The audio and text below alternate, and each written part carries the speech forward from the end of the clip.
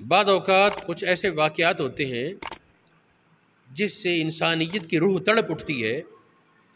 چنانچہ کل گزشتہ میرے علم میں آیا کہ فیصل آباد میں کسی ظالم نے کسی لڑکی کے نکاح کا پیغام بھیجا، اس نے انکار کر دیا تو اسے اٹھوا لیا، اس لڑکی کو اور اس کے بھائی کو، پھر ان کو اپنے جوتے چومنے پر اور چاٹنے پر مجبور کیا، زبان لگانے پر، اور اس طرح انسانیت کی تذلیل کی۔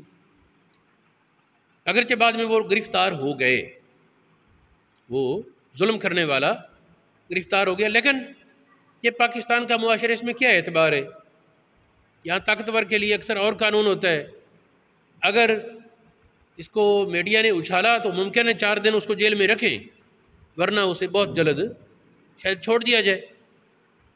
مالی طور پر اور سیاسی طور پر بااثر شخصیات سے ہے وہ بندہ، مالی طور پر اور سیاسی طور پر بااثر شخصیات سے وہ انسان ہے۔ انسان تو اسے ایک طرح کہنا ہی نہیں چاہیے۔ یہ الگ بات ہے کہ عورتوں کے بھی بہت سے اس کی بھی غلطی ہوگی، ممکن ہے، تو کہہ سکتا ہے جی وہ پردہ کر کے کیوں پھرتی تھی کہ اس نے دیکھا اور اس کی نیت بدلی، لیکن اس کا یہ معنی تو نہیں کہ ایک کی غلطی کی سزا اس کے بدلے میں پھر اور بڑی غلطی کر کے دی جائے۔ بہت سی حدیثوں میں عورتوں کے بارے حکم یہ ہے کہ ان کے ساتھ اچھا سلوک کرنے کی تاکید فرمائی۔ نبی پاک نے اپنے حجۃ الوداع کے خطبے میں تاکید فرمائی، اتقوا اللہ فی النساء، عورتوں کے بارے اللہ سے ڈرنا۔ اس میں جس طرح صرف بیویاں تو مراد نہیں، بہنیں، بیٹیاں اور مائیں بھی ہو سکتی ہیں، اس طرح معاشرے کی دیگر عورتیں بھی ہو سکتی ہیں۔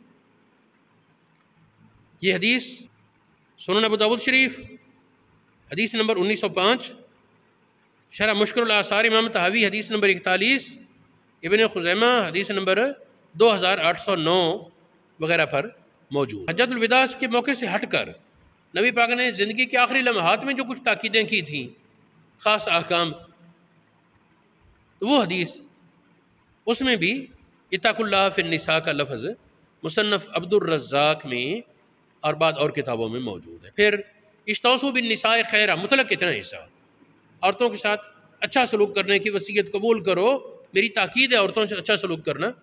یہ حدیث بخاری شریف، مسلم شریف، ترمذی، ابن ماجہ وغیرہ میں موجود ہے۔ اب میرے کہنے کا مقصد یہ ہے کہ اس قسم کے غیر انسانی حرکت کرنے والے کو قرار واقعی سزا دی جائے، جس سے آئندہ ہمارے ملک پاکستان میں کسی بدبخت کو ایسی جرت نہ ہو۔